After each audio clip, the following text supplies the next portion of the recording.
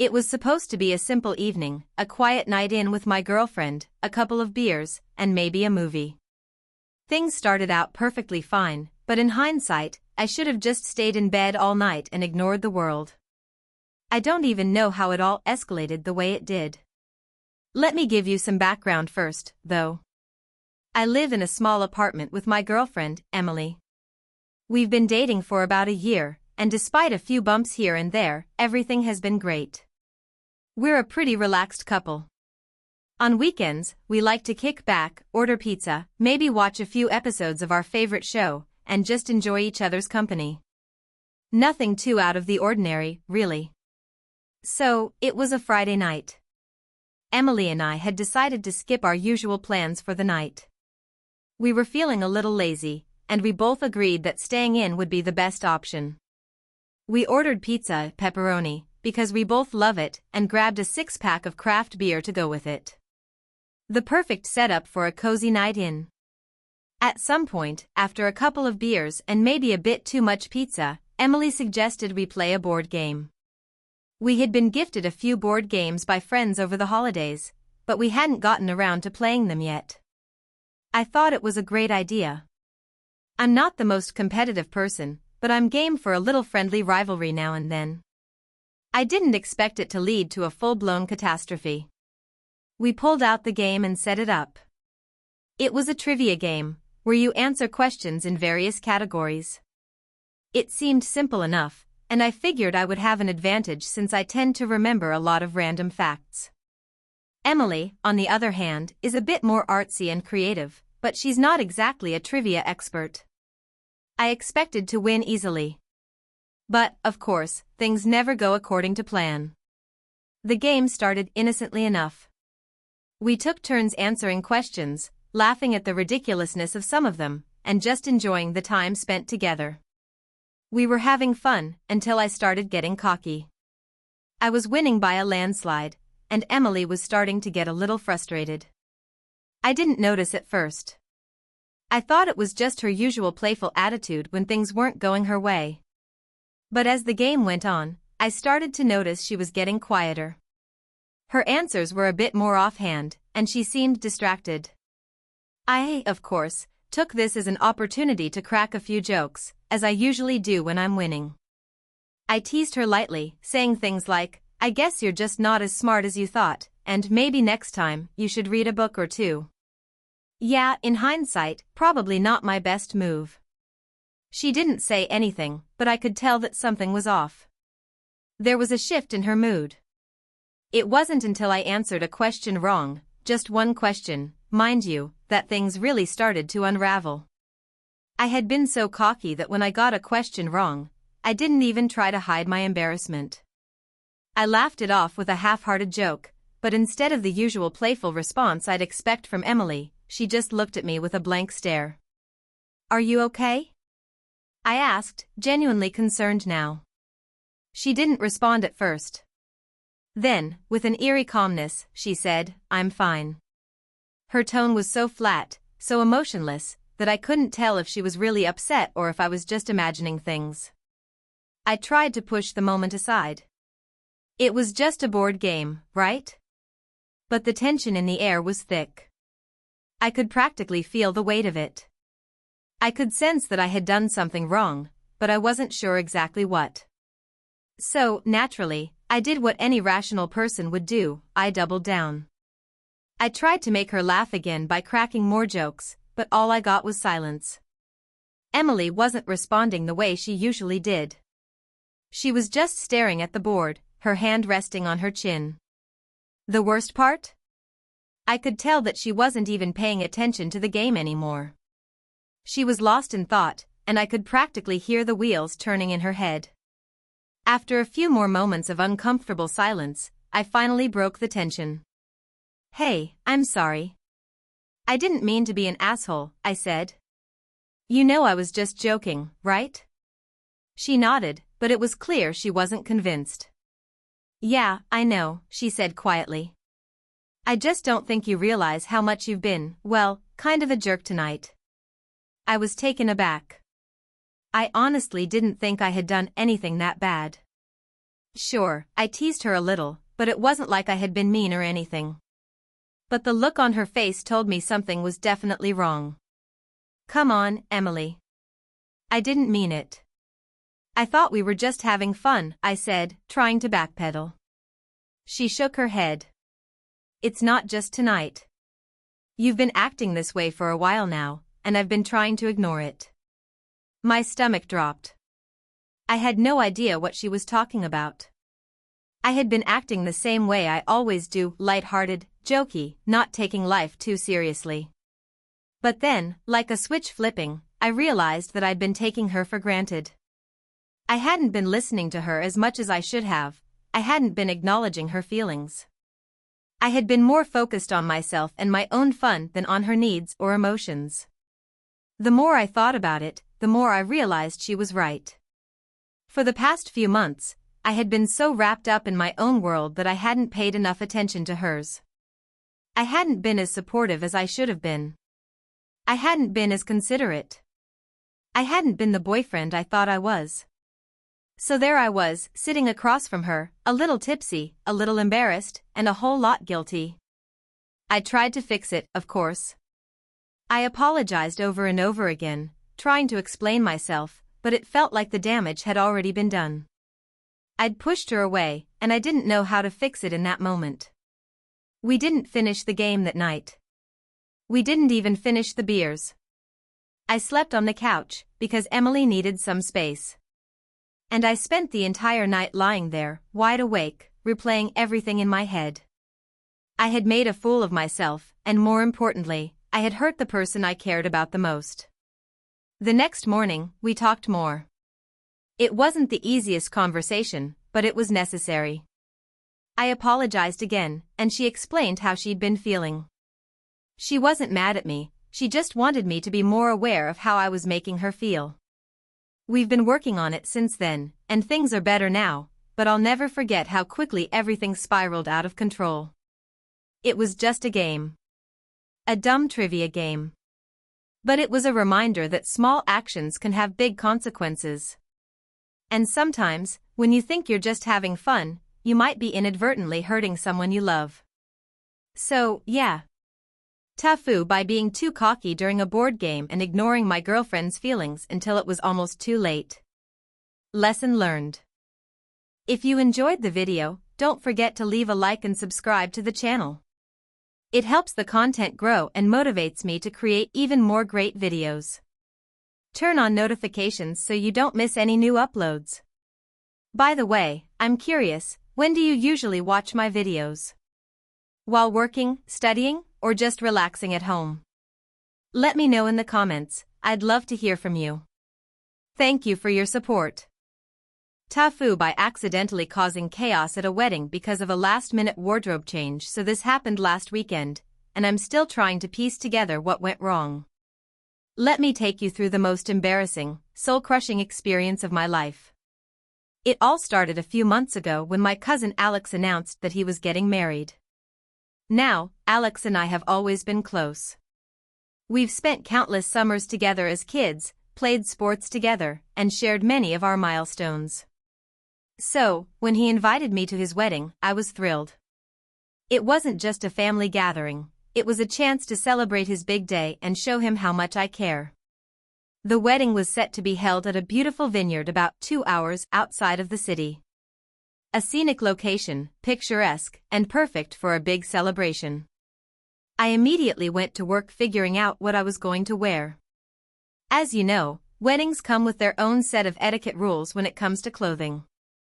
I didn't want to show up underdressed, so I spent some time looking for the perfect suit.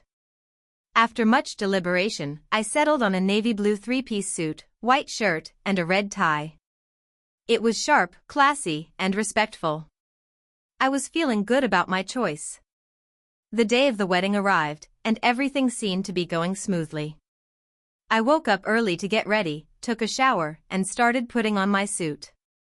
That's when the first hiccup occurred. I don't know if I've mentioned this before, but I'm terrible with buttons.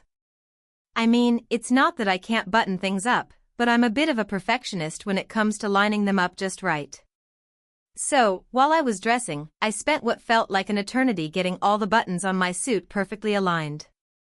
By the time I finished getting ready, I was running late. I had planned to leave an hour before the ceremony started, but I had spent so much time adjusting my suit that I only had about 30 minutes to get to the venue. I quickly grabbed my things and rushed out the door. Now, let's talk about the drive. I live in the city, and the vineyard was a good distance away, so I knew I was going to have to deal with traffic. What I didn't anticipate was the massive detour caused by some construction work on the highway. What was supposed to be a 30-minute drive turned into a 90-minute ordeal. My heart was racing, and I was starting to sweat. The wedding was supposed to start in 15 minutes, and I was nowhere near the venue. I tried calling my cousin Alex to let him know I was going to be late, but of course, he didn't answer. It didn't help that the area had terrible reception, so all I could do was hope I would make it in time. When I finally pulled into the vineyard, I was already frazzled. I parked the car and sprinted towards the entrance, hoping I wouldn't miss the ceremony.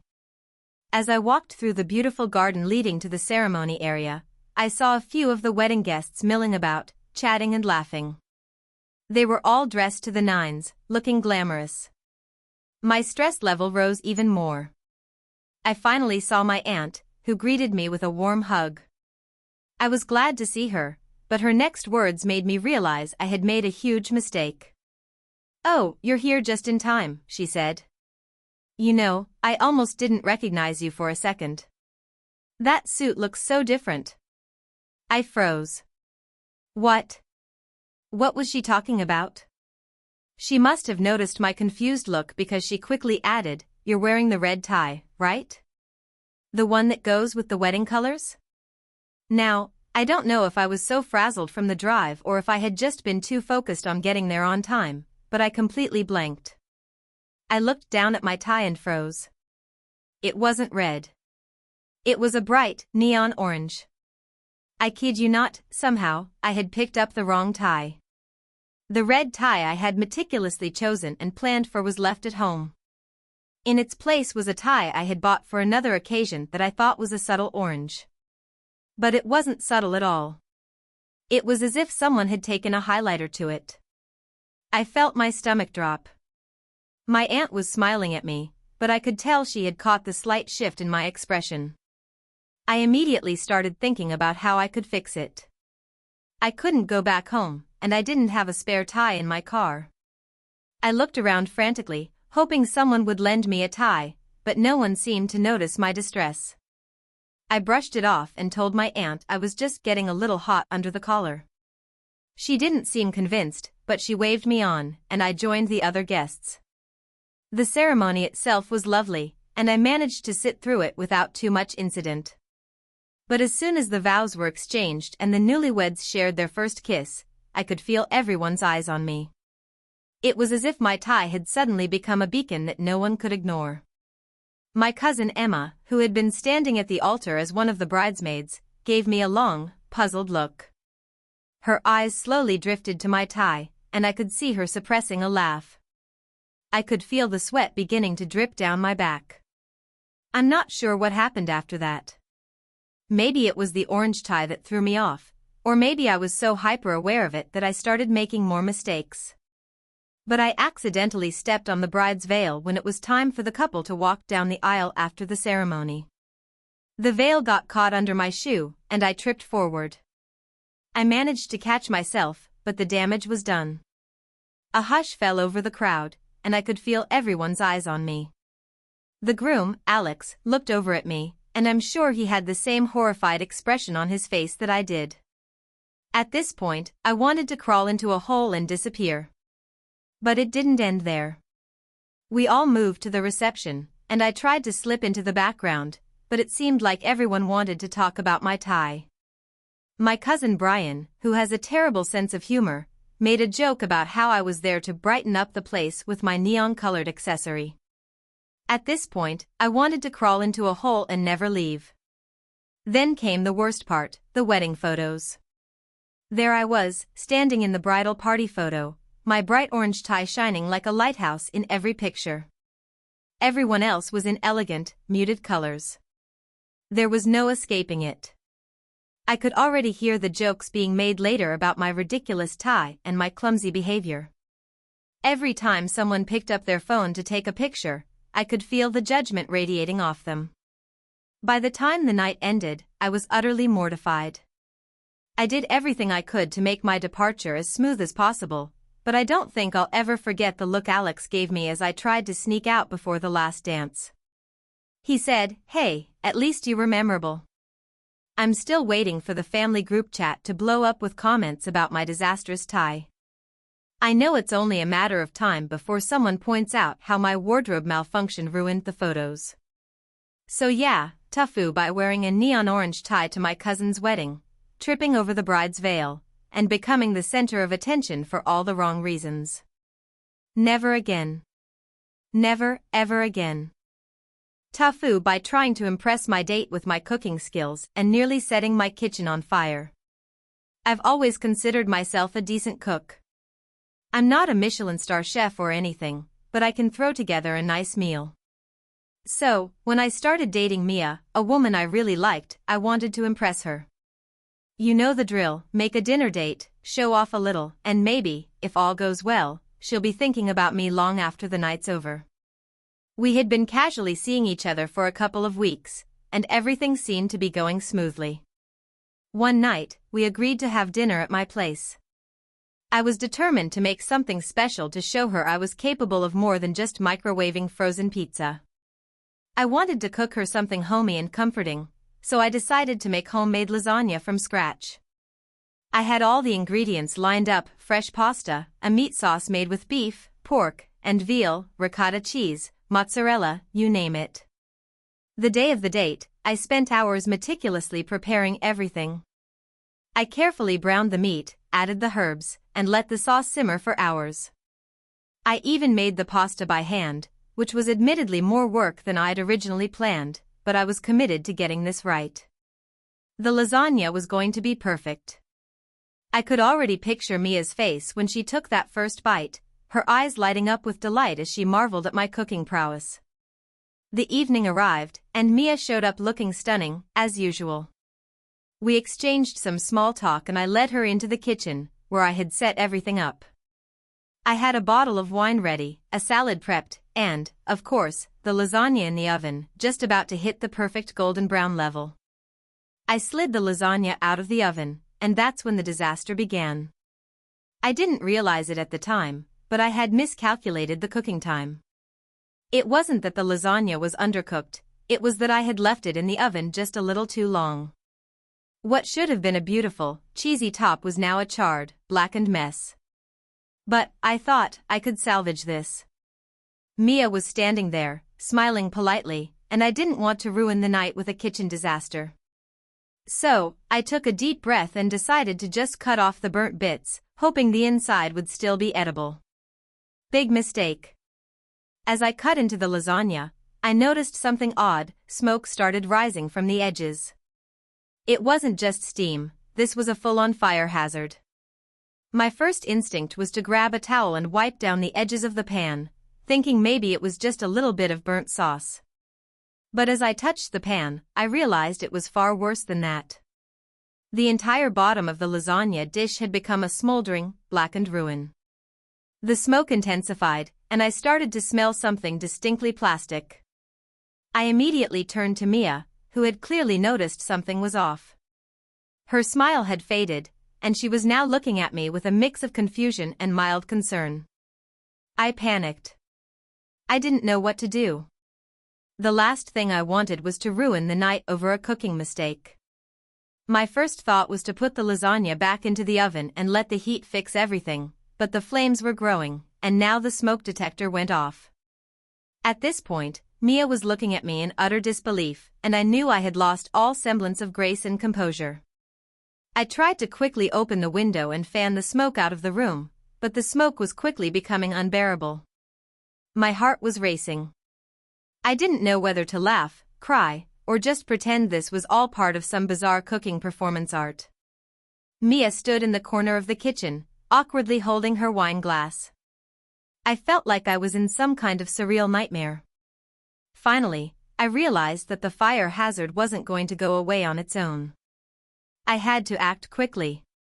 I grabbed the baking sheet with the lasagna on it and, in a panic, tried to move it to the sink. As I did, the entire bottom of the lasagna dish crumbled apart. All the melted cheese and sauce slid off the sides like a toxic waterfall of molten disaster, some of it landing on the counter, some of it spilling onto the floor. Mia stood there, wide-eyed, as I stared at the mess that used to be my carefully planned dinner. The kitchen was filled with smoke, the once promising meal now reduced to a smoldering disaster, and my confidence had evaporated faster than the wine we hadn't even touched yet. I looked at her, completely mortified. "Well, I guess we could order pizza," I muttered, my voice betraying just how much I wished I could disappear into the floor. She paused for a moment, then looked at me with a half-smile, clearly trying to make the best of the situation. "Are you okay? You look like you've seen a ghost," she said, trying to lighten the mood. "Yeah, I'm fine," I said, wiping my hands on my jeans as I tried to keep up the charade. "I just, might have overdone it with the lasagna, but hey, pizza is good, right?" The evening took a sharp turn from there.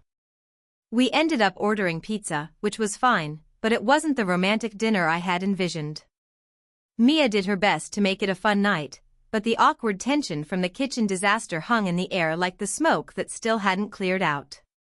The rest of the evening was spent with forced conversation, each of us trying to pretend everything was fine while secretly wishing we could hit the reset button. After Mia left, I sat down in my kitchen, staring at the charred remains of my ambitious lasagna attempt. I felt both ridiculous and defeated. What was supposed to be a simple dinner to impress my date had turned into a full-blown disaster, and I had no idea how to recover from it. In the end, Mia was understanding. She even texted me the next day, saying it wasn't a big deal and that we should try again sometime. But I couldn't help but feel that I had ruined my chance to make a good impression. I mean, if you can't even cook a decent lasagna, what else is there? So, I learned two things that night. First, never try to impress someone by cooking a dish that you're not confident in. And second, even if you end up burning the kitchen down, pizza is always an acceptable backup plan. Mia and I are still seeing each other, and I like to think she finds the whole thing funny now, but I'll never look at lasagna the same way again. TLDR, tried to impress my date with homemade lasagna, burnt it to a crisp, nearly set my kitchen on fire, and ended up ordering pizza instead. Still dating her somehow. TIFU by trying to impress my crush and ending up with a broken leg and a ruined reputation. So this happened last summer, and I'm still recovering from the emotional scars, though my leg has healed. I was 22 at the time, and I had just started working at a new office. The place had a lot of young, ambitious people, so naturally, everyone was trying to make a name for themselves. Among the people I worked with, there was this girl, let's call her Sarah. She was absolutely stunning.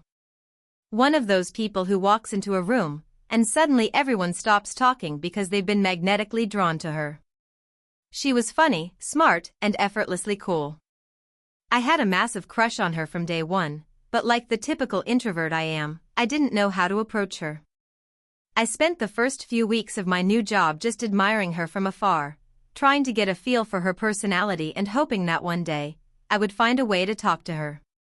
I'd be lying if I said I wasn't thinking about how I could impress her. Now, to give you some context, there was this team-building exercise coming up. Our company had decided to take everyone to a ropes course for the weekend. At first, I wasn't sure how I felt about it.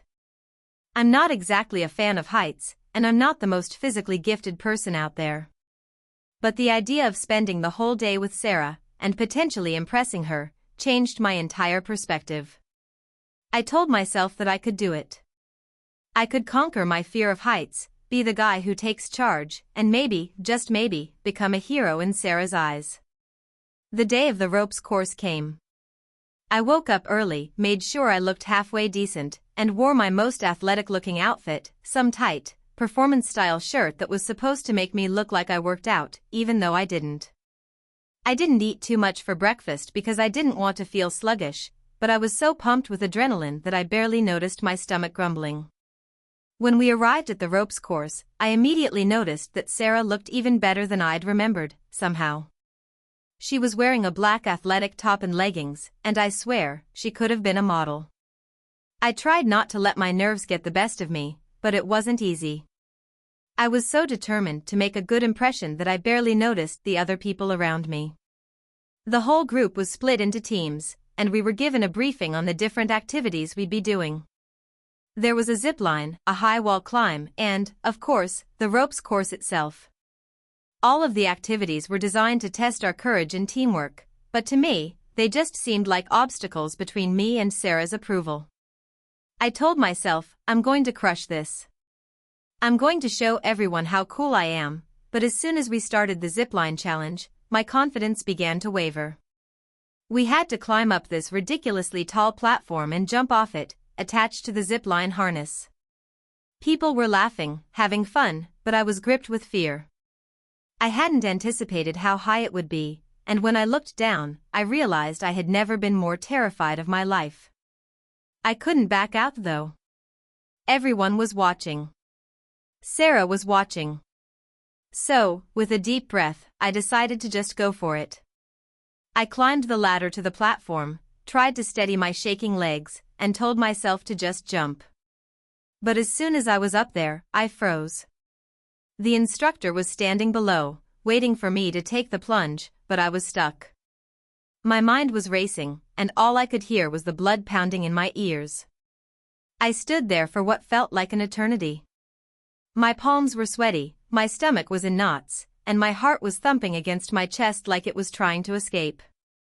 Sarah was in the group behind me, talking with a few colleagues, but I swear I could feel her eyes on me. The pressure was unbearable. I knew if I didn't go, I'd look like a coward in front of everyone. So, I did what any self-respecting idiot would do. I decided to try and overcome my fear by jumping off the platform in what I thought would be a stylish, confident way. I wasn't just going to fall, I was going to soar. Big mistake. I didn't exactly soar. I ended up leaping off the platform in the most awkward, graceless manner possible, my arms flailing in the air like a windmill, and I completely misjudged the distance between the platform and the zip line. Instead of gliding down smoothly, I hit the side of the platform with my legs as I passed by. Now, in hindsight, this is where things went horribly wrong. When my legs hit the platform, I twisted my ankle in a way that felt like it snapped. The pain was instant and intense. I screamed out, and the whole group stopped to look at me as I crumpled to the ground, clutching my leg. The zipline instructor rushed over, and I was helped off to the side as I tried to hide my humiliation. I was still trying to save face though, so I acted like it wasn't that bad. I told everyone I was fine, just needed a break, but deep down, I knew something was very wrong. Long story short, it wasn't just a sprain. It turned out I had broken my leg in 2 places, which required surgery to fix. The doctors told me I'd be out of work for weeks, and that I'd be on crutches for the foreseeable future. And, to top it all off, I had to wear a cast that made me look like I'd been in some kind of tragic accident. The worst part? Sarah ended up finding out about the incident. She was actually one of the first people to come visit me in the hospital, which was sweet of her, but she just couldn't stop laughing when she saw me in my sorry state. It wasn't a mean laugh, but more like she was in shock that anyone could be so ridiculous. I couldn't tell if she was laughing with me or at me, but either way, it wasn't the impression I had hoped for. The next few weeks were a blur of awkward interactions and well-meaning coworkers asking how I was doing. Sarah, though, became one of the few people who actually checked in on me. As my leg slowly healed, I couldn't help but feel a little embarrassed, but I also kind of appreciated her visits. She was never mean about the whole thing, and I eventually started to joke about it myself. Still, I never really got to impress her in the way I wanted. And, honestly, looking back, I realize it wasn't worth trying to make a fool of myself just to get her attention. Now, whenever I think about that day, I can't help but cringe.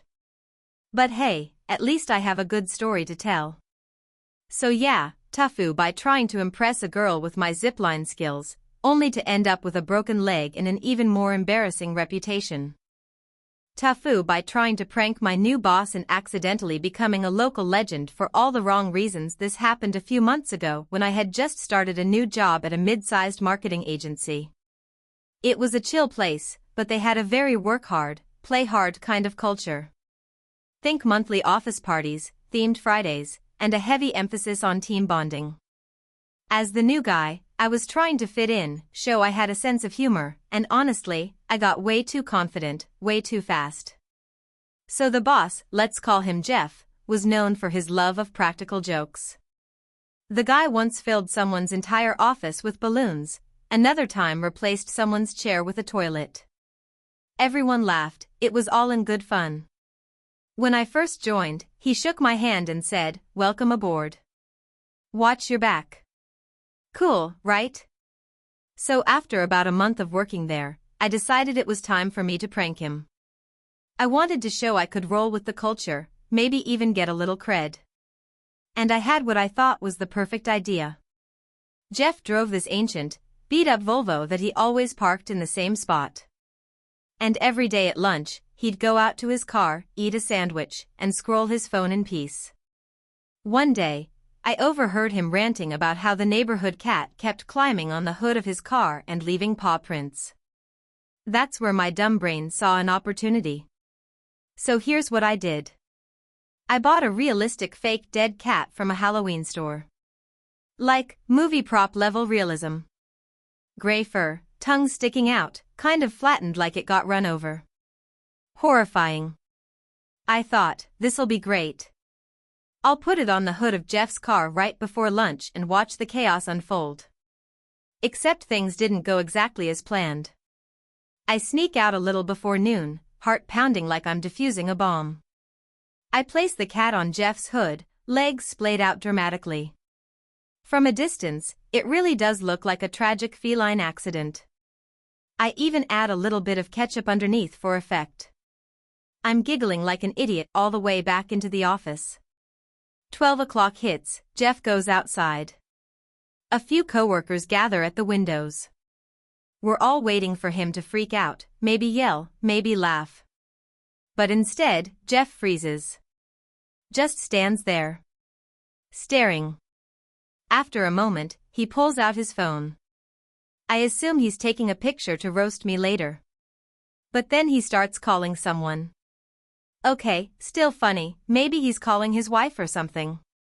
But then he opens his trunk, grabs a blanket, and gently picks up the fake cat, wraps it up, and places it in the trunk. We're all watching, confused, when he peels out of the parking lot like a man on a mission. Turns out, Jeff didn't call his wife. He called animal control. When they didn't answer right away, he drove the dead cat to the nearest vet clinic, where he barged in demanding they try to save it. The vet techs were horrified. They unwrapped it, realized it was a fake, and called the cops because they thought someone was playing some kind of sick joke or using it to threaten someone. Meanwhile, I'm in the office starting to panic. I didn't think it'd go this far. I thought he'd chuckle, throw the fake cat at my desk, and that'd be the end of it. But people are whispering. HR is involved. My stomach is doing backflips. And then Jeff walks back in about an hour later, face like thunder. He goes straight into his office and slams the door. About 10 minutes after that, I get an email from HR asking me to come in for a quick chat. I won't lie, I considered pretending it wasn't me. But they had security footage. Of course they did. So I came clean. Explained the joke, showed them the receipt for the prop, even tried to laugh a little to lighten the mood. HR was not amused. What I didn't know is that Jeff had recently lost his actual childhood cat, the one he'd had for 17 years. He was still raw about it, which was why he'd been so emotional when he thought the neighborhood cat had gotten run over. Yeah. Great timing, me. I apologized to Jeff face to face. He didn't say much, just stared at me with this look of disappointment that hurt worse than if he'd yelled. HR made me attend a sensitivity workshop and write an apology email to the whole team, which was mortifying. I was sure I'd be fired, but somehow, I wasn't. I think Jeff saw that I genuinely didn't mean any harm, just made a catastrophically bad judgment call. But the story didn't end there.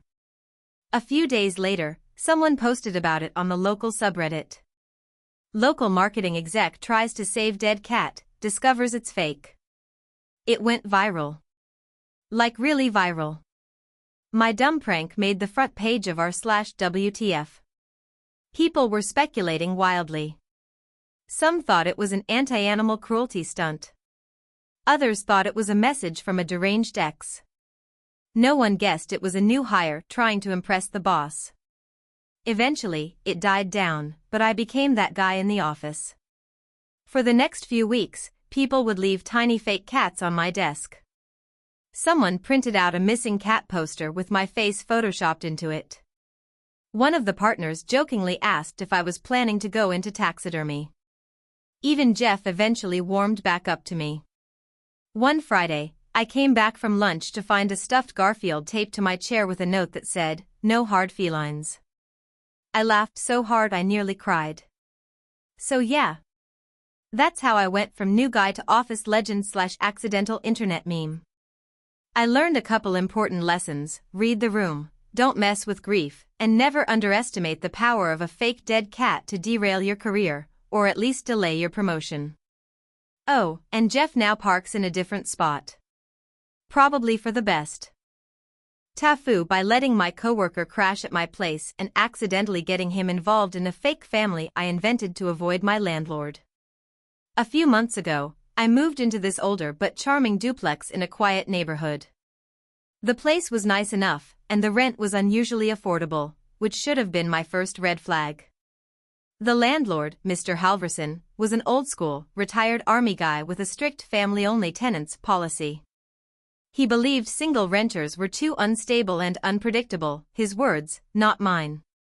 In my desperation to get the place, I panicked and told him I had a wife and a kid who were still in transition from our previous city. Instead of asking for proof or waiting to meet them, he just nodded like he understood the trials of fatherhood and handed over the keys. I thought I'd gotten away with it. I figured I'd just keep a low profile and hope he never asked. Fast forward 3 months, and everything was going fine. I even went so far as to keep a car seat in the back of my car and kids' shoes by the door. Sometimes I'd throw on a cartoon on the TV when I knew he was coming by. The occasional white lies spiraled into a full-blown backstory about my wife Emily and our 4-year-old son Noah. I even had a few stock photos printed and stuck to the fridge, in case he ever peeked in. I had no idea how deep I'd sunk until my coworker Travis got evicted from his apartment. Travis is the kind of guy who's friendly, helpful, but kinda oblivious. I offered him my couch for a few weeks while he sorted things out. He's been through a rough patch, and I thought I was doing a good deed. Day 1, Travis arrives with a duffel bag and a case of beer, makes himself at home, and starts asking why there's a stroller in the hallway. I told him everything.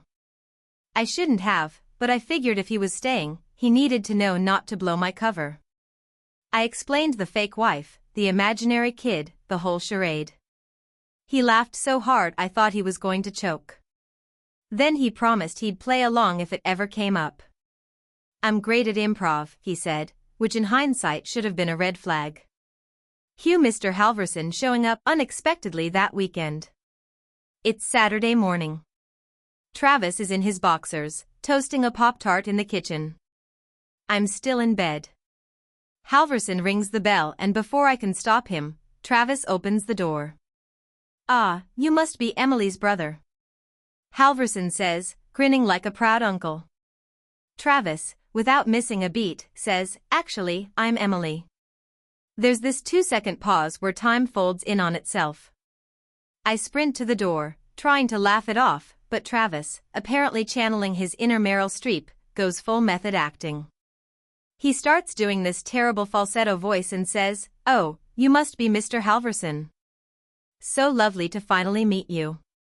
I've heard so much about you." I stare at him, silently begging him to stop. But he doesn't. He doubles down. He pours coffee, pulls out a chair for the landlord, and sits there cross-legged, chatting about parenting little Noah and how hard the move's been on our marriage. Halverson looks concerned, sympathetic even.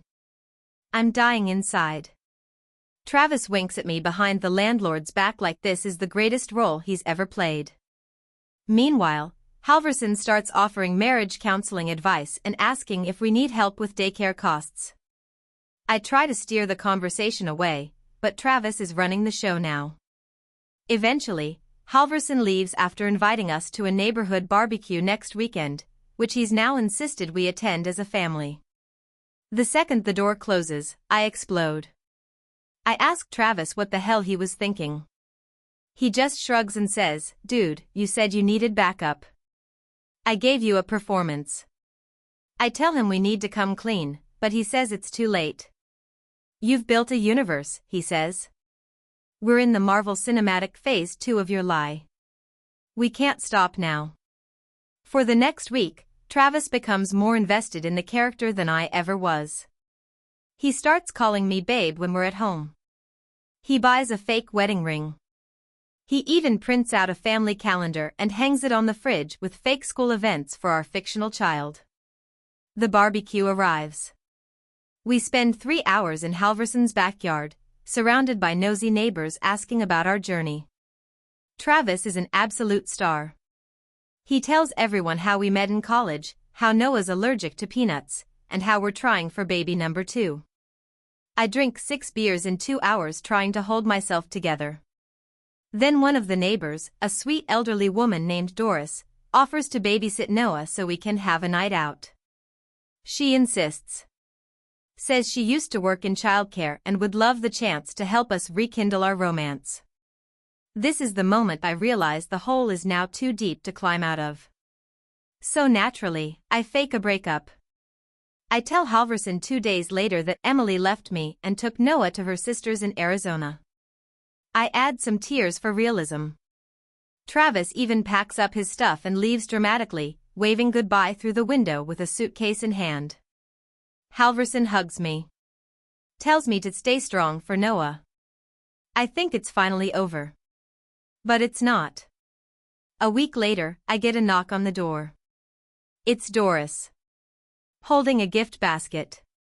"For little Noah," she says, smiling. I know transitions are hard. I panic. I tell her Noah's asleep. She asks if she can just peek in. I tell her no. She insists. She starts walking toward the hallway. In desperation, I knock over a lamp and pretend to twist my ankle so she won't go further into the house. I end up writhing on the floor while Doris calls an ambulance. Now I'm in a cast I don't need, fielding texts from neighbors asking if I'm okay, while maintaining the illusion of a child that never existed. And Travis? He moved into a new apartment, and now insists on being called Emily whenever he visits. I live in constant fear that Halverson will one day demand to see Noah's report card or catch me without the booster seat in the car. I almost told the truth yesterday. But then I saw a flyer for the neighborhood holiday potluck and realized I've apparently volunteered to dress up as Santa for the kids, including my own imaginary one. So yeah. That's how I ended up trapped in a suburban lie with a fake wife, a fake child, and a friend who's way too committed to the bit. So this happened last month and I'm still dealing with the fallout. I, 27M, had been unemployed for a few months after quitting a high-stress sales job. I was desperate for a change of pace and had been applying to any position that didn't sound soul-crushing or require wearing a tie every day. That's when I found a listing for a client relations associate at a family-run business called Stone March & Sons. The description was vague, but it emphasized empathy, organization, and communication skills. Great, I thought. Sounds like a front desk job at some old-timey consultancy or insurance office. I applied, got a call the next day, and was offered an interview on Zoom. The guy who interviewed me, let's call him Greg, was warm, soft-spoken, and very serious.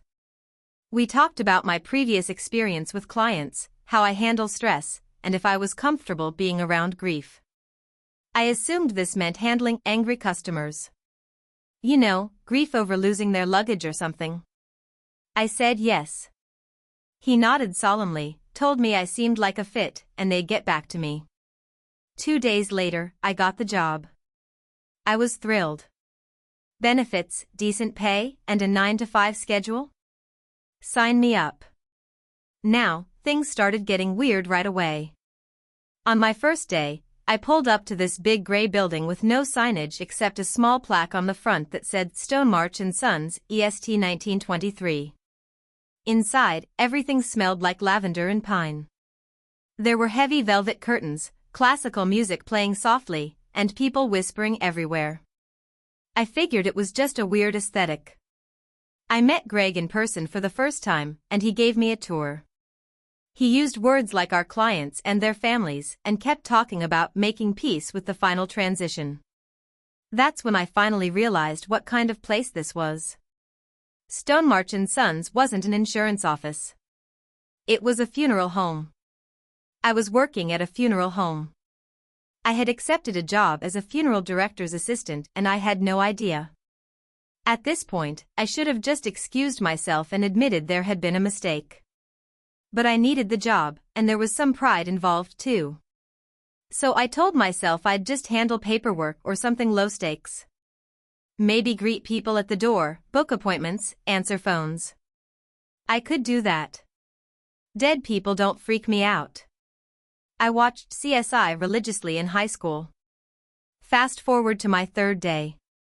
I was sitting at my desk, trying to look busy while figuring out how to gracefully quit in a week or two, when Greg popped his head in and said, "Hey, we're a little short-staffed this morning. Mind giving Jonah a hand downstairs?" Downstairs. Jonah was their embalmer. I hesitated. Greg must have seen the panic in my eyes because he said, "Don't worry, you won't have to do anything technical. Just assist him with setup and transport." I said yes. Why? I still don't know. Some combination of fear, shame, and this lingering idea that if I powered through, maybe I'd develop some kind of gallows humor and learn to love it. Spoiler, I did not. Now, I want you to imagine walking into a prep room where there are 3 bodies on gurneys, covered in white sheets. The smell was clean but heavy, like antiseptic and something ancient and organic underneath it. Jonah was this tall, gaunt guy who looked like he hadn't blinked since 2008.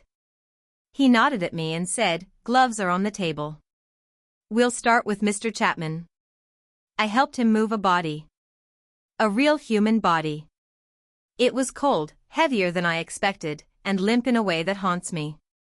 I didn't throw up. That's the best I can say. But I did disassociate so hard I barely remember walking back upstairs after. I thought that would be the end of it. I figured they'd let me go back to the front desk and pretend that never happened. Nope. That Saturday, Greg called and asked if I could work a weekend service. I was surprised but said sure. I thought maybe I'd be doing crowd control, handing out programs, that sort of thing. I was wrong again. I was part of the pallbearing team. Let me tell you, nothing in my life prepared me for the moment when I, hungover from Friday night whiskey and still unsure how I even got this job, was walking a casket down a narrow aisle while an elderly woman sobbed uncontrollably behind me. And things just kept happening. The worst moment by far was 2 weeks in when Greg asked me to help stage a body. Apparently, this meant dressing the deceased and positioning them for an open casket. I'd like to think I've seen some shit, but nothing prepares you for putting makeup on a dead man while his picture from 1987 stares at you from the counter. I tried so hard to act normal. I asked dumb questions like, "Do we go with a more natural look or, like, wedding day level?" Jonah didn't laugh. He just handed me a tie and said, he was a big Steelers fan, so let's go with the yellow. That night, I sat in my car for 30 minutes, hands on the wheel, headlights illuminating the empty lot, questioning every choice I've made since age 15. The final straw came during a particularly large funeral. The family requested a dove's release. That's not unusual. What was unusual was that the person handling the doves bailed last minute, and Greg, ever the opportunist, turned to me and said, "You're good with animals, right?" I am not good with animals. I'm barely good with houseplants. But again, I said yes, because apparently I have no self-preservation instincts.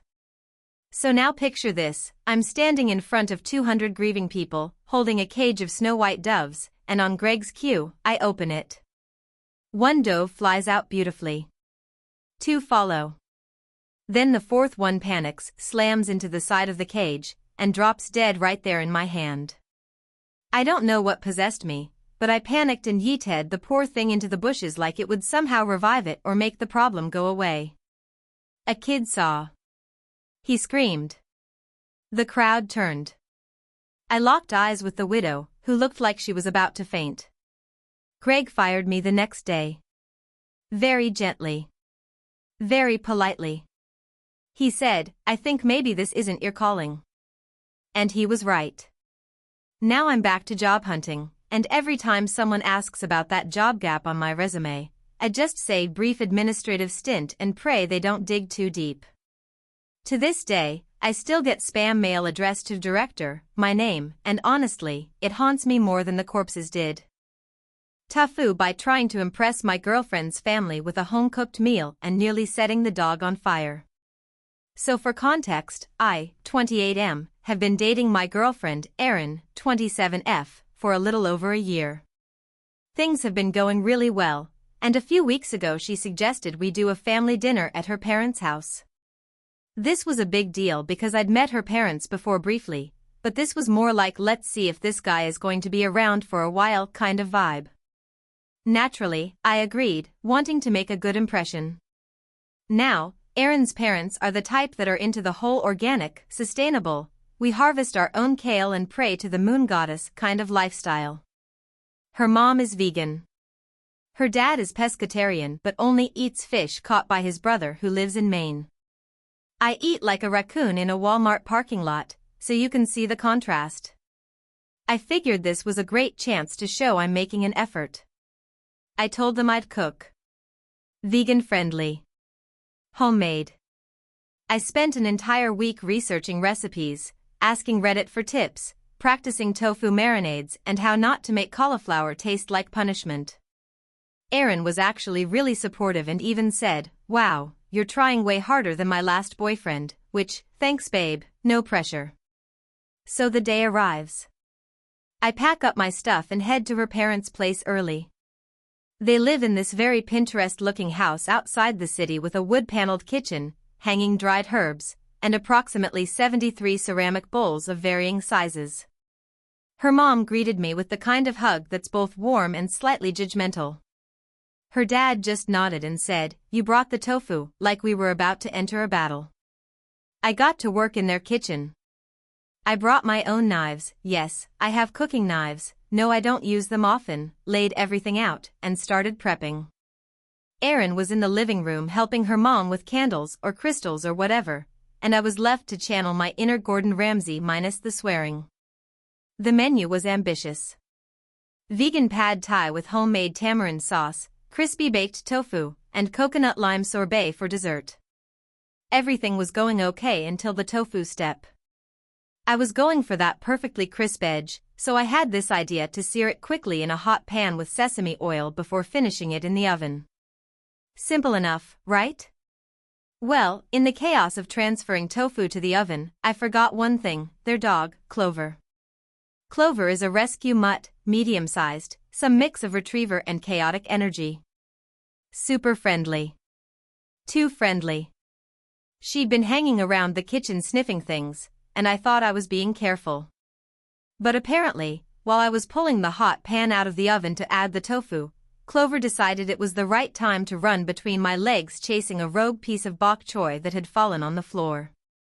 This surprised me. I lost grip of the pan for a split second, and in that split second, the hot oil splashed out of the pan, right onto the dog's tail. Clover let out a yelp like she'd just seen the ghost of every bath she's ever had and bolted out of the kitchen at warp speed.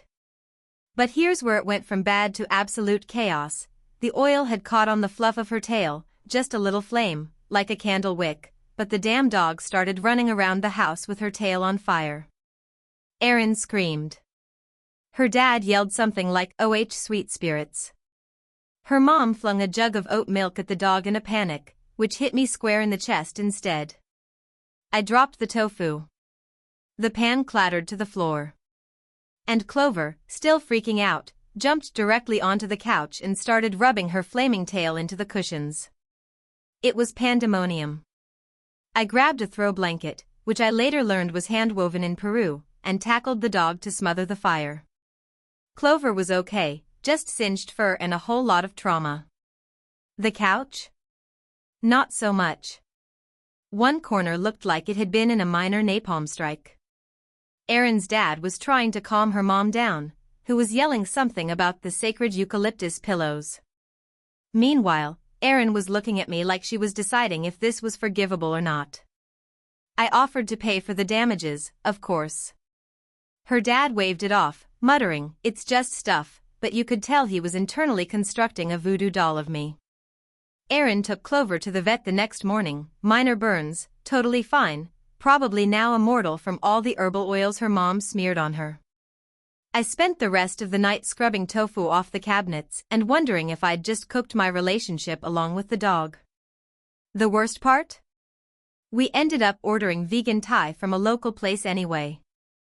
And it was infinitely better than what I was making. To this day, I'm known as the tofu arsonist in Erin's family group chat. At Christmas, they gave me an apron that says Certified Dog Flambé Chef. Her mom still side-eyes me every time I walk near the stove, and Clover hides behind furniture like I'm carrying a flamethrower instead of a leash. But hey, Erin's still with me. She even laughs about it now. Sort of. Hey, friends. If you enjoy this content, don't forget to like the video and share your thoughts in the comments. We really want to know what you like and what can be improved. What do you think of the video? Are there any topics you'd like to see in future videos? Your feedback really helps us get better. Thanks for being with us. This happened last weekend and I'm still fielding texts and awkward glances every time I step outside. I'm 33, single, living in a quiet suburban neighborhood just outside of Portland. I've lived here for 3 years now, mostly keeping to myself, which works fine since the neighborhood is a mix of retirees, young families, and people like me who just want to avoid HOA drama and mow their lawn once a week. Across the street is a sweet older couple, the Kindlers. They've got a grown daughter, Hannah, who visits once in a while, and apparently, it was her 30th birthday last Saturday. I didn't know this until I glanced out my window around 5 p.m. and saw the cul-de-sac slowly filling with parked cars, balloons, and what looked like one of those trendy food trucks. They set up a canopy tent, string lights, and a ridiculous number of flamingos and tropical decorations. Clearly a luau theme. Cool. Good for her. I genuinely had no problem with it and even considered walking over to say hi, but I didn't want to be the awkward neighbor who thinks he's invited to everything. Instead, I ordered Thai food, cracked a beer, and posted up on my back deck with some music and my Kindle. Around 8:30 p.m., I hear shouting. Not angry shouting, excited, drunken shouting. Nothing alarming, just that late party energy. A group of about 6 people had moved to the driveway, and someone brought out a karaoke machine. Now, I don't mean a small, indoor karaoke box. I mean a full-on portable PA system with a microphone and speaker that projected all the way through my double-paned windows. At first, it was kinda fun. A drunk guy was butchering Mr. Brightside with the confidence of someone who's never heard the song sober. But by song 4, the novelty wore off. The volume was absurd, and I couldn't hear my own thoughts, let alone my audiobook. I tried to chill. I really did. It's a birthday party, it's the weekend, they're not doing anything illegal. So I closed my windows and tried to ride it out. Then, sometime around 10:15 p.m., I hear what I thought was a woman screaming. A really high-pitched, sharp scream followed by what sounded like shouting and running. Now I'm standing in my living room like an idiot with one curtain pulled back, peeking across the street. I couldn't see much, the lights on their side were dimmer now, but I definitely saw someone lying on the lawn. That's when my brain said, "Welp, time to call 911. I didn't freak out on the call. I just told the dispatcher that I thought someone might be hurt or there was a fight across the street. I didn't mention the party or the karaoke because I didn't want to color the situation if someone genuinely needed help. The dispatcher thanked me and said they'd send someone to check it out. 5 minutes later, not one, not two, but 3 police cruisers roll up with lights flashing, but no sirens. Now the birthday party people are freaking out. I see guests scattering, some hiding drinks, others filming with their phones. One guy actually tried to dip behind a bush with a joint in his hand like this was a game of hide and seek. The cops start walking up the driveway, and they ask to speak to the homeowner. That's when Hannah, the birthday girl herself, comes out, wearing a full-body inflatable T-Rex costume. I kid you not. The person lying on the lawn was her, pretending to be a dead dino during a charades game. The scream? Part of someone's karaoke rendition of Let It Go.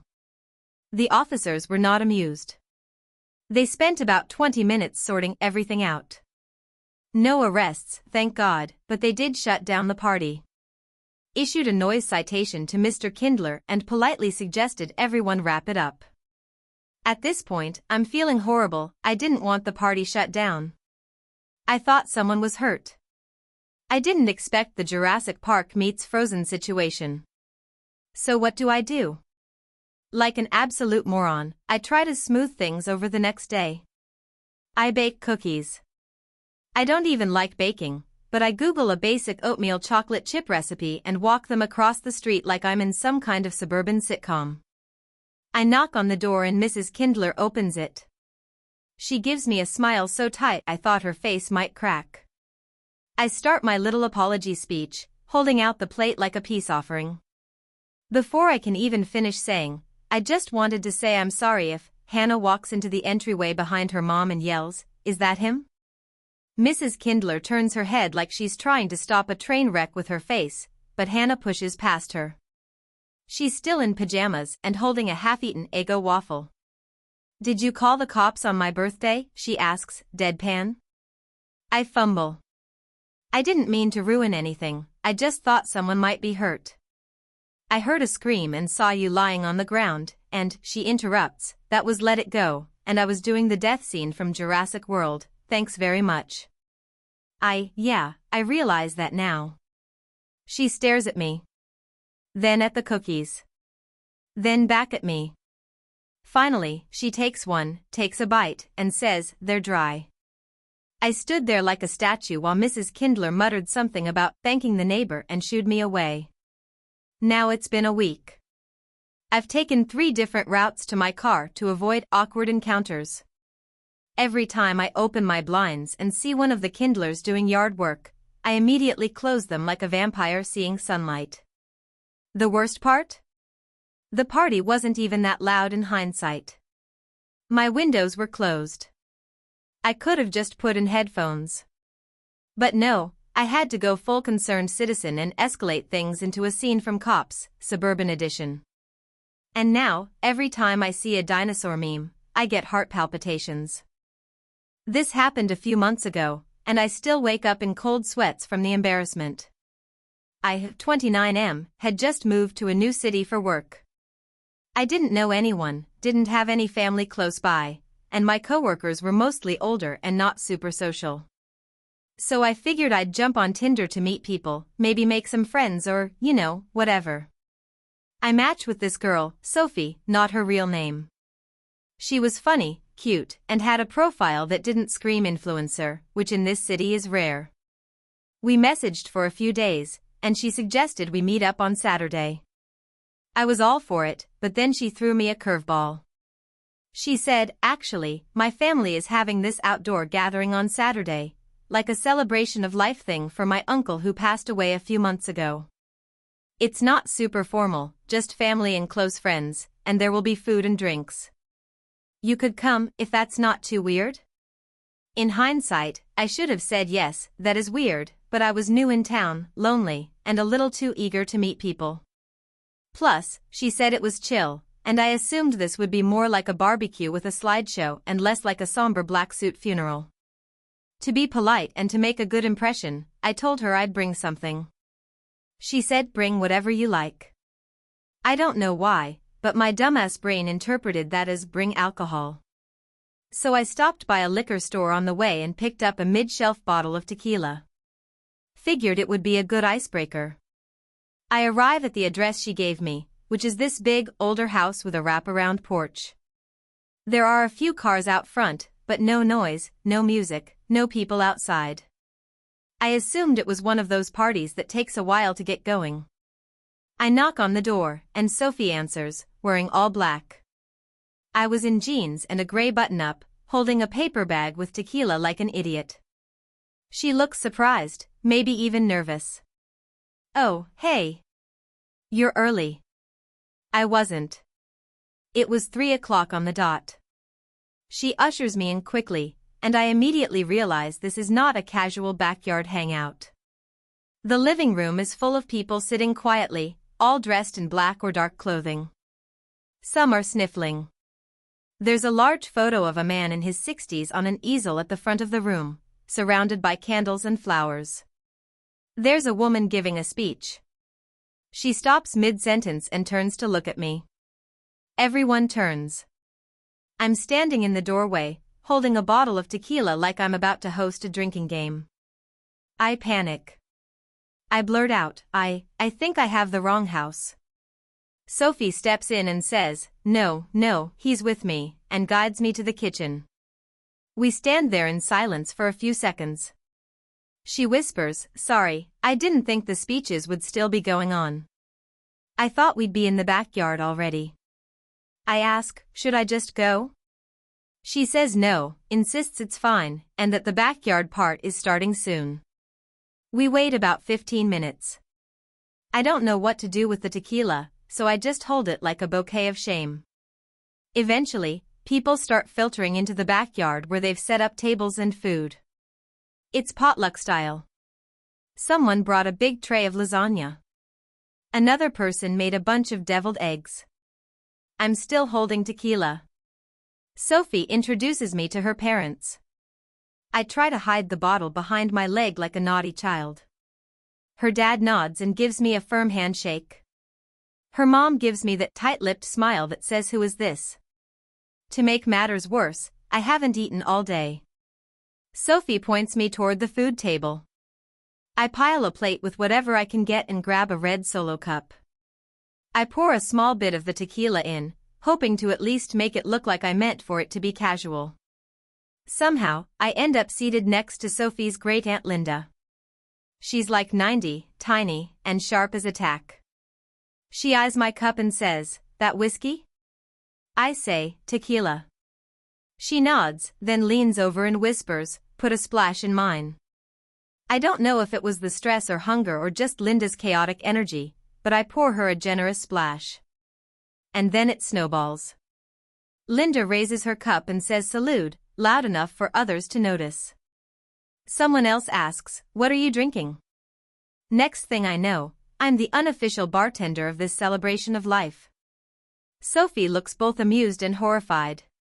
Her cousin comes over and says, hey man, thanks for loosening up the vibe. It was kinda heavy earlier. And for a brief moment, I think maybe I've saved this. Maybe I've somehow reverse-crashed this funeral into a positive. Then Sophie's uncle, not the dead one, obviously, starts telling a story about the deceased. It's a heartfelt story. People quiet down to listen.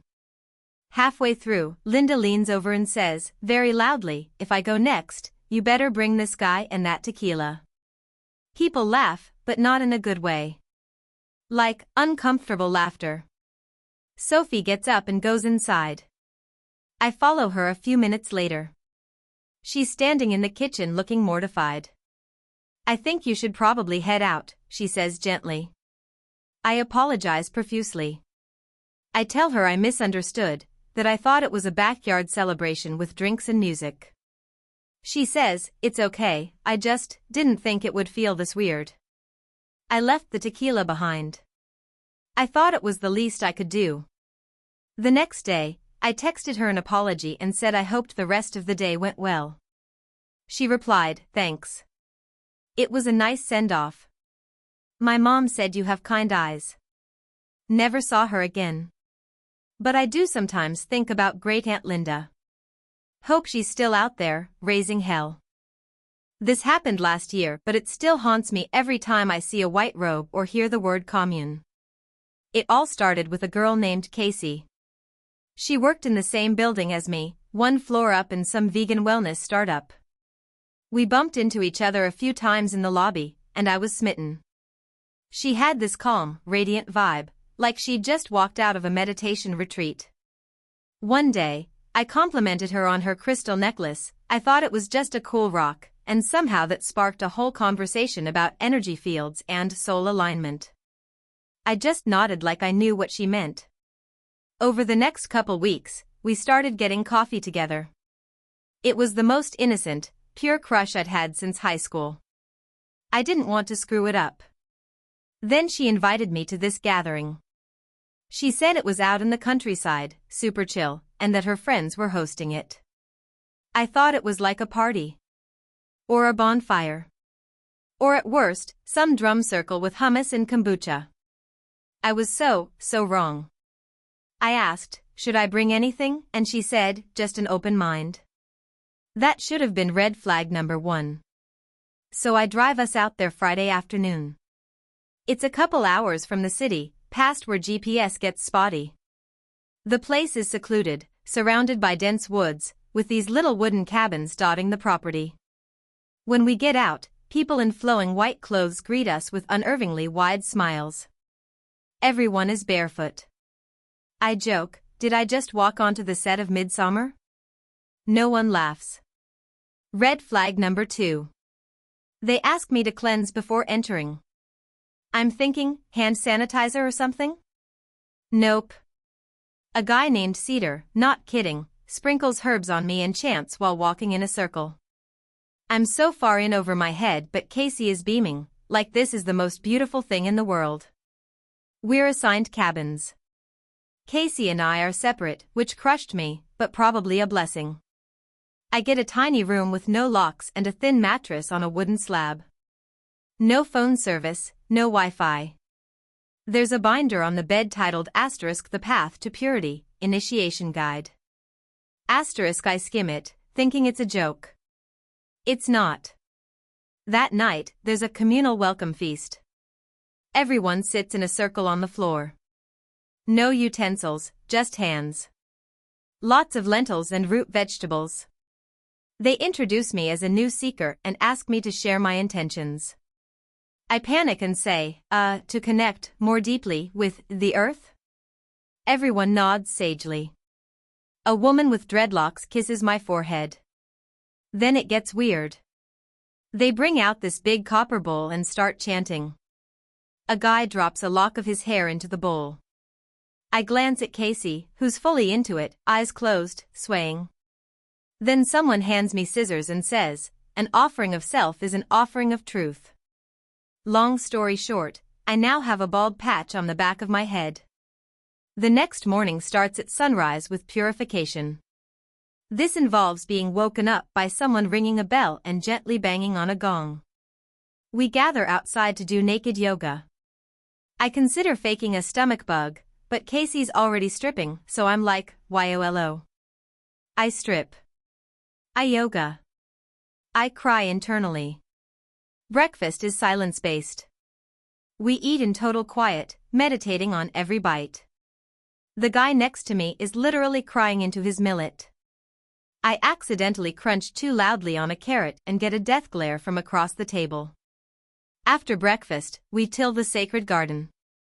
I'm handed a rusty trowel and asked to dig with intention. A girl named Lark tells me the soil has memories and that I'm disturbing its trauma.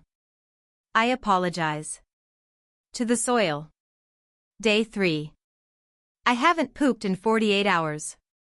I miss my phone, my bed, and processed sugar.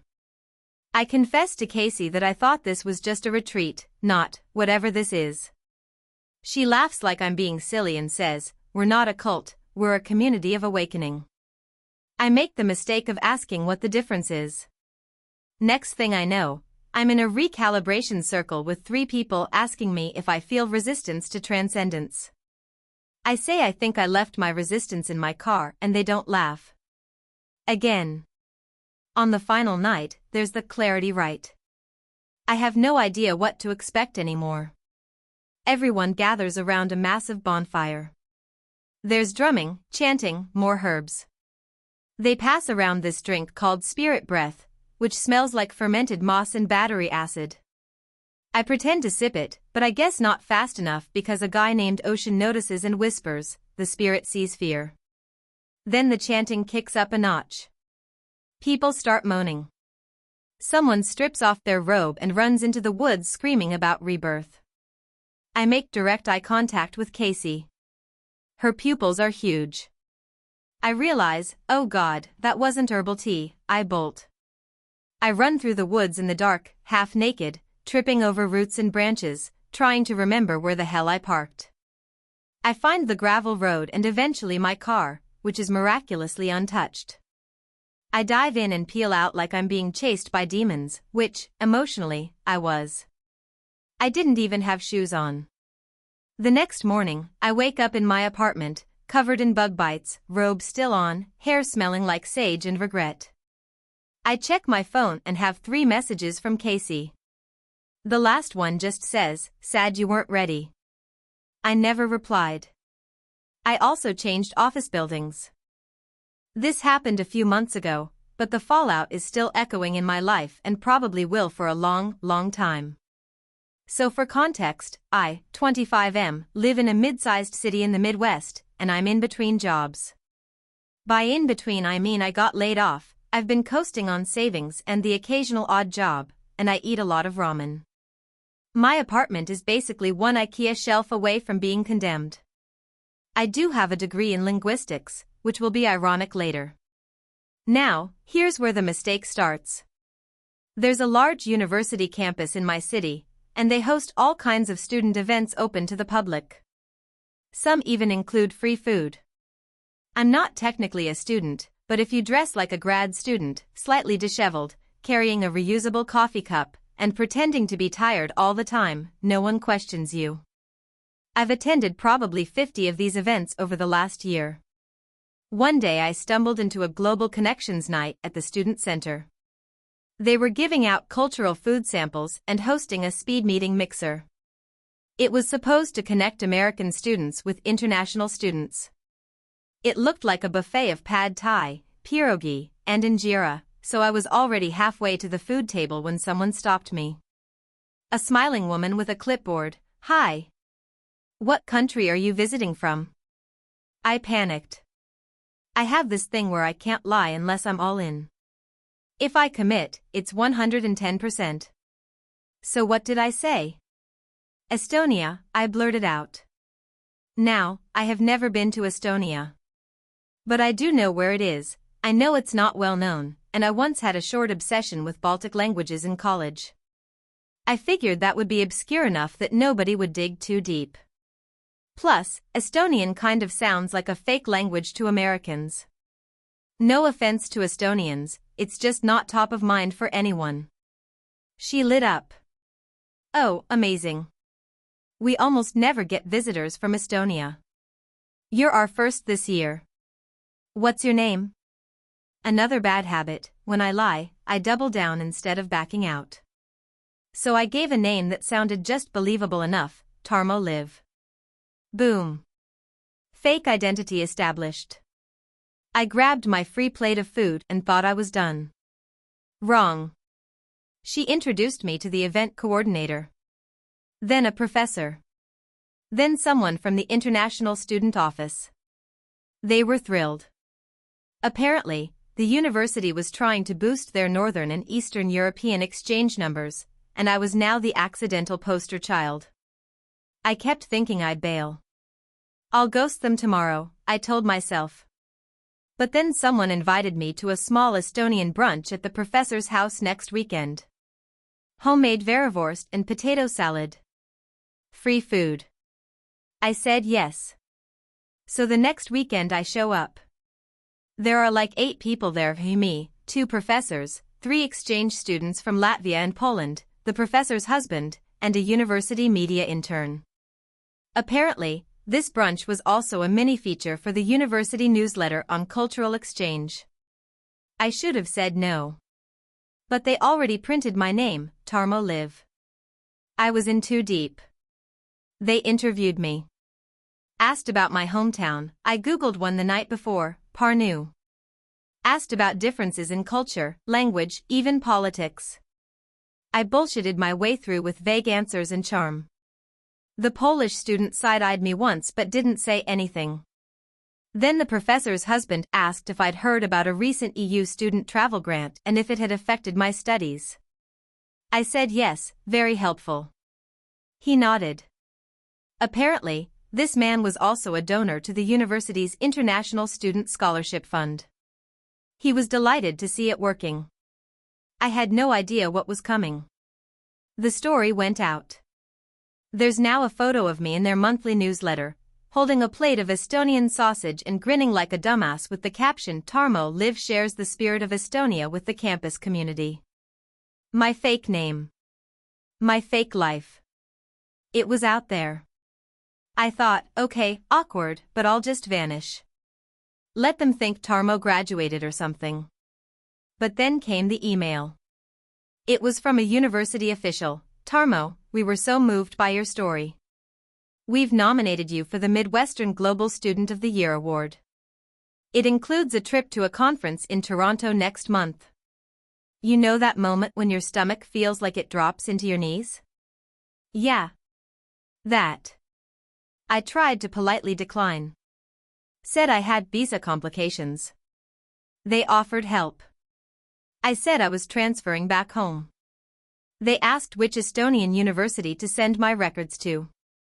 I ghosted. And that should have been it. Should have been the end. But then, 2 weeks later, the actual Estonian consulate called the university. Someone at the university had proudly contacted them to build connections and share the success story of one of their students. The consulate had no record of a Tarmo Liv studying abroad.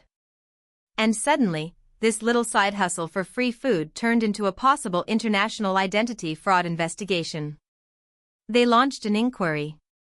I didn't know this part until much later, but they actually called the FBI to ask if someone was impersonating Estonian citizens on student visas. My photo was circulated. Someone in one of the university departments recognized me, not as Tarmo, but as that guy who came to our local poetry slam and worked the bar sometimes. I got an official letter from the university threatening legal action if I didn't come forward. So I lawyered up, thank you, legal aid, and confessed everything. No fake passport, no stolen identity, just one dumb Midwestern dude with too much time and not enough pasta. I didn't get arrested, thankfully. But I'm now banned from all campus events, possibly for life. They also sent a formal apology to the Estonian consulate, along with a retraction of the newsletter article. I saw it, correction, Tarmo Liv is not a real person. The worst part? The Polish student knew the whole time. He messaged me later on Instagram like, I thought Estonians don't usually say "Zje vash storovai" when they toast? Dude had been watching me flounder and decided to let the natural consequences play out like some kind of karmic deity. So yeah. I started this whole thing for a plate of dumplings and ended up nearly triggering an international diplomatic headache. I now eat at home. TIFU actually happened this past Thanksgiving, and it's taken this long for the dust to settle enough that I can process what I did. It wasn't malicious, I swear. But as with all great family catastrophes, it started with a glass of wine, some passive-aggressive remarks, and a well-meaning attempt to connect the dots. I, 31M, have always felt like the black sheep of my family. Not in the got arrested way, but in the subtle "are we sure he's related" kind of way. I'm shorter than both my parents, I tan easily while they're pale, my hair is darker, and my nose has a completely different shape. My family always made jokes about the milkman or the mailman, you know, standard awkward uncle humor. It never really bothered me. I rolled with it. Anyway, Thanksgiving rolls around and this year my parents hosted. My sister, 34F, her husband, and their 2 kids were there. My cousin Emily, 29F, came with her fiancé. My dad made his famous smoked turkey, my mom fussed over everyone as usual, and we all did the dance of pretending to like cranberry sauce while gossiping about people who weren't there. Dinner was going great, like, suspiciously great. I had brought a really nice bottle of red as a peace offering for always showing up late or forgetting birthdays. Everyone was sipping, loosening up. That's when my dad starts telling old stories, including the one where he and mom almost split up in the late 90s but worked it out. Now, this has always been a bit of a mysterious period in our family lore. I was maybe 5 or 6 when it happened. They never said why they almost divorced, just that they went through a rough patch. My sister remembers more from that time and always looked weirdly tense when it came up. So I, drunk on wine and sentimentality, decide to break the tension with what I thought was a harmless joke. I said, well, considering I look like I was swapped at the hospital, maybe that rough patch involved a little extracurricular activity, huh, Mom? Record scratch. Forks clinked on plates. Silence. My mom looked like someone had just thrown a bucket of cold water on her. My dad suddenly got very interested in his stuffing. My sister muttered Jesus Christ and immediately reached for her wine. I tried to laugh it off, but the atmosphere had flipped. Mom said, "That's not funny," in this low voice I've never heard from her before. Now, at this point, a normal person would have shut up. A normal person would have pivoted to football or pie. But not me. No, I had to go full Sherlock Holmes. I said something like, "Come on, we've all thought it. I mean, just look at me. Maybe I've got some mysterious genetics. Should I get a 23andMe and finally solve the mystery?" And my mom stood up. Not fast. Slowly. Like every joint in her body weighed 100 pounds. She walked out of the room. My dad just sat there, eyes fixed on his plate, jaw clenched so tight I could hear his teeth grinding. My sister was staring daggers at me. Then she said, "Nice job, asshole." I'm trying to figure out what the hell is happening when my cousin Emily, of all people, goes, "Wait, is this about the thing Mom told me at Grandma's funeral?" Everyone turns to her. "What thing?" I ask. My cousin, clearly a few drinks in herself, says, "That your mom had an affair with her professor in '93 and no one ever talked about it again? That thing?" You could hear a pin drop. My dad quietly got up and walked out. My sister got up and started clearing plates with the kind of violent clanking that makes Corel shiver. Emily turned bright red and tried to backpedal, but the nuclear bomb had already gone off. I just sat there. Turns out, the family had known. Well, some of them. My mom had had a short affair with a professor while doing her master's. It was during the rough patch. My dad found out, they separated for a few months, but ultimately decided to stay together. My mom never confirmed if I was biologically my dad's. He raised me as his own and apparently made it clear he didn't want to talk about it ever again. The only reason Emily even knew was because her mom, my aunt, had drunkenly told her years later, assuming it was old news. My sister had pieced it together over time, but respected the unspoken rule of silence. And I, apparently the only one who didn't know, managed to stumble into this landmine with all the grace of a drunk elephant. Dinner ended early. Dessert never came out. My parents didn't speak to me for 2 weeks. My sister sent me a single text, "Hope it was worth it." Eventually, my mom called. We had a long, very emotional conversation. She said she's lived with guilt for decades and never meant to lie, but once they decided to move on, pretending became easier than confronting the mess. I asked if my dad was really okay with it, and she just said, "He made a choice to love you." That's always been real. I broke down. We both did. I reached out to my dad. He wasn't angry, just tired. He said he never wanted me to feel like I wasn't his son, because in every way that matters, I am. But yeah, my joke ripped the band-aid off something that was never fully healed. I did end up doing a DNA test.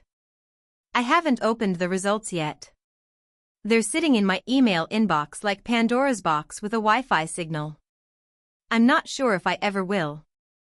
I don't know if I want to know. Because now I do know something more important, that I was chosen. That my dad chose to raise me, love me, and be there every single time I needed him. Still, I will never joke about family secrets again. Not even a little.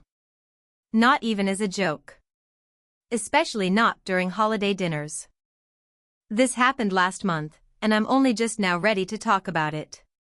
I work for a medium-sized marketing firm that decided to host a mandatory wellness and team bonding retreat in the woods of Oregon. They rented out this eco-friendly lodge thing for a weekend, think yoga mats, tofu burgers, and lots of herbal tea. I'm not really a nature guy, but I figured, hey, it's a weekend away from email. The schedule had everything from guided meditation to vision board manifestation. I'm not usually into that stuff, but it beat spreadsheet hell. The issue started during a block on exploring personal mantras. We were supposed to create a unique, empowering phrase that represented our personal journey. Mine was, I am the vessel through which chaos becomes clarity. It sounded cool, right? Like something you'd see on a shirt worn by a hot yoga instructor with a mysterious past. Anyway, we each had to share our mantra in front of the group, then explain it. When my turn came, I stood up and said it in my most solemn voice. People actually leaned in. So I riffed. I said something like, chaos isn't just around us, it's in us. But we're not victims of it. We're the filters. We take chaos and make it into purpose. We are the purpose. I thought I was just being poetic. But apparently I had unlocked some kind of primal energy in the room. People started nodding. One woman teared up. The HR manager, let me repeat, the HR manager, stood up and whispered, yes, we are the vessel. At first, I thought everyone was just being polite. You know how people get on retreats. But over the next few hours, people started coming up to me in private, asking me to explain more. One guy, Tim from accounting, asked if I had a text or a book he could read. I thought he was kidding. So I said, I mean, it's all around us. You just have to listen. That's when I messed up. Because apparently Tim took that to heart. He spent the next night writing down what he called the 10 vessels of clarity. I found them taped to the door of the dining hall. They included things like cleanse yourself of digital chaos and honor the divine filter within. Honestly? Not bad. But also, what? Things escalated. Fast. On day 3, people stopped using their real names and started introducing themselves as vessels. Like Vessel Jonathan and Vessel Marcy. They created a chant based on my mantra and sang it before meals. I'm not even joking, they made a hand symbol. Like a triangle with your fingers. I asked them what it meant and one lady just said, it is the flow. So I tried to shut it down. I told everyone I was just spitballing. That I don't believe in any of it and I literally made it up because I panicked in front of a group. But instead of being disappointed, they looked proud. One of them said, you passed the first test. Denial of the vessel is the first step to embodiment. It was like watching a car skid on ice, you know it's going to crash, but you're helpless to stop it. By the last day of the retreat, the group had elected me Conduit Prime. They made me a robe. Out of yoga mats. I managed to escape when I faked a family emergency and called a lift to the nearest town. I thought that would be the end of it. I was wrong. Back at the office, I was hoping everything would go back to normal. But now, a solid third of my coworkers greet me by placing a hand on their chest and whispering clarity guide you. Someone put a salt circle around my desk. HR won't even talk to me unless it's in the vessel's light. And yesterday, I got an email titled "On this week's flow, embracing the third vibration" with a PowerPoint that had my face on slide 1. It gets worse. Apparently, someone made a website, VessaLoveClarity.org. There's a forum with over 700 users. They're planning a Clarity Convergence in Sedona this summer. The keynote speaker is listed as the original conduit. That's me. I never agreed to that. I've tried everything. I told everyone the truth. I even brought my mom in to say I was a C-section baby who cried because he hated baths. But all that did was inspire a new Vessel poem titled "The Water Is Not My Origin." At this point, I'm just surviving. I've stopped trying to explain or protest. I nod when someone offers me a dried mango cleansed by intention. I wear headphones 90% of the time and have taken to eating lunch in my car. One coworker left a hand-carved filter totem on my windshield. The CEO finally noticed something was off and scheduled a meeting with me. I was ready to explain the whole situation and beg for help. But halfway through, he leaned in and said, "Between us, the chaos is loud. But you help me hear the signal." Thank you, conduit. So, yeah.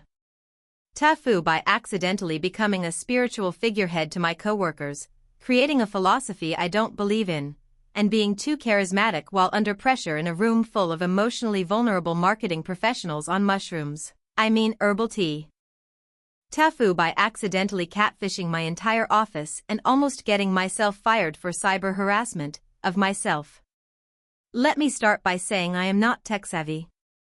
I work in a fairly average-sized marketing firm where half the people pretend to be way more competent with social media than they actually are, me included. I'm in charge of email campaigns and internal analytics, basically the data gremlin who lives in spreadsheets and cries when someone mentions TikTok strategy. So about 3 months ago, our company's HR manager, Dana, had this brilliant idea to foster more cross-departmental connection by creating an internal social platform, kind of like Slack meets Facebook. She called it Work Mingle. Think bios, statuses, profile pics, mood updates. Like a middle school MySpace page with corporate branding. We were supposed to log on, share small wins, post memes, react to each other's work updates, whatever. It was supposed to be fun. Team building. Wholesome. And for the first couple of weeks, it was mostly dead, except for the aggressively optimistic interns posting "You got this" gifs every morning and our CFO randomly quoting Stoic philosophy. Then, in a moment of sleep-deprived idiocy, I created a fake profile. Why? Because of Linda. Linda works in sales and has the personality of a Labrador who just discovered Red Bull. She's lovely. She also kept asking why I hadn't posted anything on WorkMingle and started this fake competition for most engaging teammate. I was trying to fly under the radar but got sick of being badgered. So I created a fake profile just to mess with the whole thing. I figured I'd troll her a little by making a mystery employee, someone who worked in satellite marketing on the East Coast, but no one had met. I named him Caleb J. Gave him a blurry but handsome profile picture I pulled off some old royalty-free stock photo site. I think I searched "casual professional man smiling in office." Wrote up a vague bio about being passionate about brand authenticity and enjoying craft beers and jazz fusion, and posted once, excited to be part of the team. Let's crush Q2. The man became a legend in a week. People started replying to Caleb. Asking him questions. Tagging him in posts. Someone made a Caleb meme. Linda welcomed him personally and said she hoped he'd join the Friday Zoom happy hour. I tried to quietly kill him off by not posting anything else, but then someone, "I'm looking at you, Linda," DM'd him. I panicked. I responded in character. This went on for weeks. Caleb became kind of a corporate folk hero. He posted just enough to seem mysterious and cool, with little motivational comments like "love the hustle here" and "teamwork makes the dream work." He flirted lightly with Linda, non-committally, posted one selfie from a conference in Boston, read another stock photo of a man at a podium, and occasionally dropped hot takes about remote work being the future. The kicker? People started trying to find Caleb in the system. Like, IT-level searches. Because he was never in meetings, never on calls, never showed up in the directory. And apparently, our East Coast marketing team is 2 people and neither of them is named Caleb. Dana got wind and reached out to me, for help investigating the account, since I handled user metrics. I should have come clean. Obviously. Any sane person would. But by then, it had become a full-blown experiment. I told her Caleb was working on a special project and that maybe his account had weird settings because of external vendor status or something. She bought it. But then came the incident. Linda invited Caleb to a Zoom coffee break. And when he didn't respond, she sent another DM. I replied, politely declining and saying Caleb was in transit. She replied with a selfie of her holding a coffee cup and captioned it, "Guess I'll drink alone then, sad face." I stupidly responded with a gif of Jim Halpert shrugging. Apparently, this crossed some kind of line. The next day, I was summoned by HR for digital misconduct. Someone had reported Caleb for ghosting and inappropriate interpersonal interactions. I sat in that gray-carpeted conference room as Dana and our legal guy grilled me about Caleb's employment status, his real identity, and why he didn't have a payroll record. I caved. Told the whole story. Every mortifying detail. Linda's selfie. The fake conference posts. The jazz fusion. Even the gif. They didn't fire me. Probably because I cried halfway through the confession and legal guy started laughing so hard he had to leave the room. But I did have to write an apology letter to the entire office, explaining that Caleb was a fictional construct designed to highlight the absurdities of performative workplace culture. Dana actually nodded like I'd made a brilliant philosophical point. I now have to attend weekly digital ethics training and am banned from creating any non-verified user accounts on our systems for the next calendar year. Linda hasn't spoken to me since. But she did print out a screenshot of Caleb's profile and stick it on the office fridge under a magnet that says "In loving memory." Every Friday, someone leaves a beer next to it. Craft, of course. R.I.P. Caleb J. You were too pure for this corporate world. This happened about 2 months ago, and I still can't walk by my neighbor's apartment without breaking into a cold sweat. So, I live in a relatively quiet apartment building where people mostly keep to themselves. Except for Mrs. Ellison. She's a sweet, chatty, 70-something-year-old widow who lives 2 doors down from me.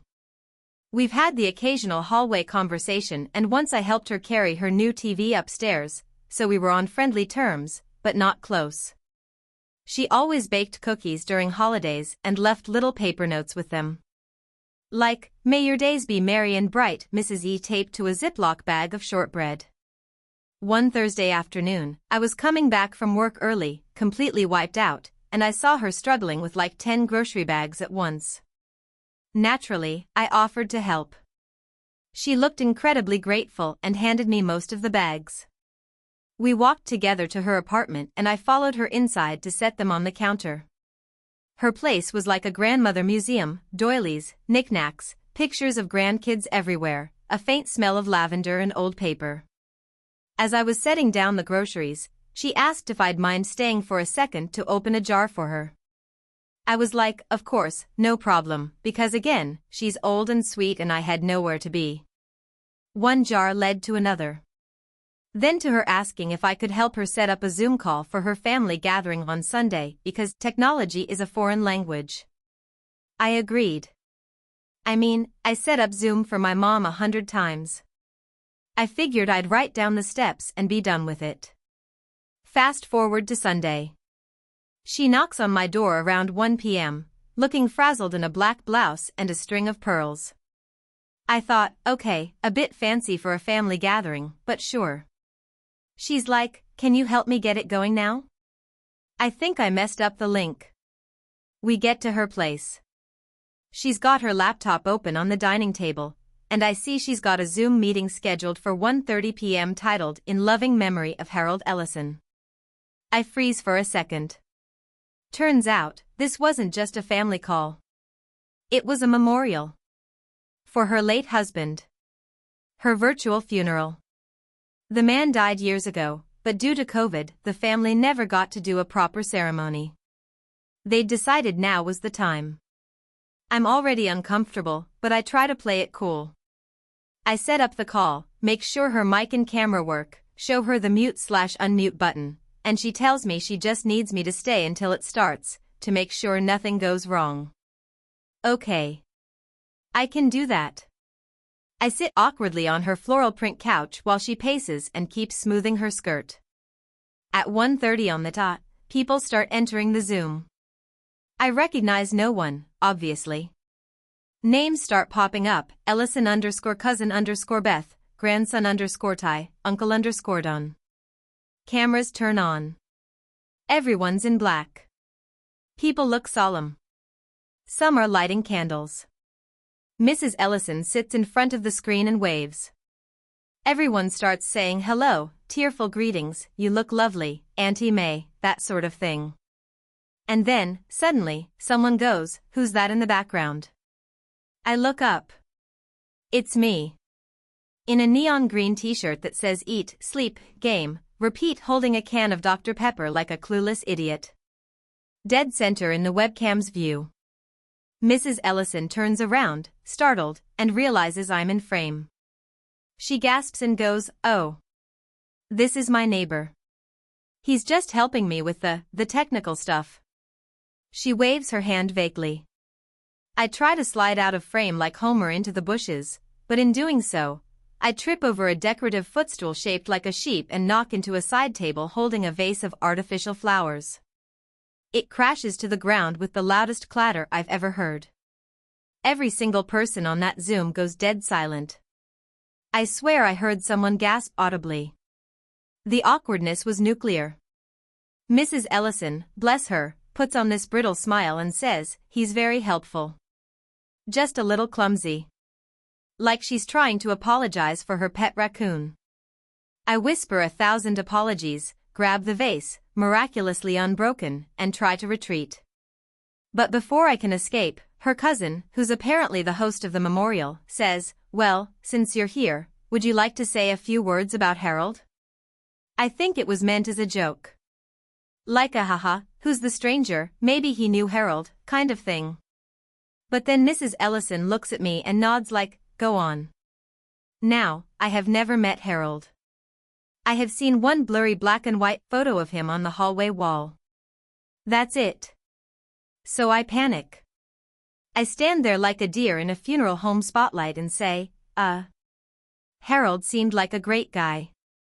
He must have been, kind and generous, considering how wonderful his wife is. I meant it as a compliment. A save. But someone, maybe Uncle Don, goes, "Oh, so you did know Harold," with a very pointed tone. And I, for some godforsaken reason, nod. Why? Why did I nod? So now I'm caught in a lie, in the middle of a virtual funeral, while 30 grieving strangers are staring at me through their webcams. Someone asks, "From where?" and I just say, "We met, in the building." Another voice says, "But Harold never lived there. He passed in 2020. Now everyone's confused. Mrs. Ellison looks at me like she doesn't even know who I am anymore. My panic response? I blurt out, "I think I have the wrong Harold." That was the exact moment the Wi-Fi glitched, and her screen froze, on my face, mid-sentence, mouth half open like a deranged clown. I took that as a sign from the universe and left. I said, "I think it's working now. I'll leave you to it," and bolted out the door like it was on fire. Later that evening, I found a small Tupperware of shortbread cookies outside my door with a note that just said, "Thank you, Mrs. E." No smiley face, no signature flourish. Just, "Thank you." I have not spoken to her since. I still don't know if I've ruined Harold's funeral or somehow enhanced it by being the unintentional comedic relief. Either way, I'm now that guy in at least 30 people's stories of the weirdest memorial service they've ever attended. And I never want to touch Zoom again. Thank you for watching until the end. If you enjoyed this video, don't forget to like and subscribe to the channel so you won't miss new videos. Also, leave a comment, I'd love to hear your thoughts. Your support and engagement mean a lot to me. See you in the next video.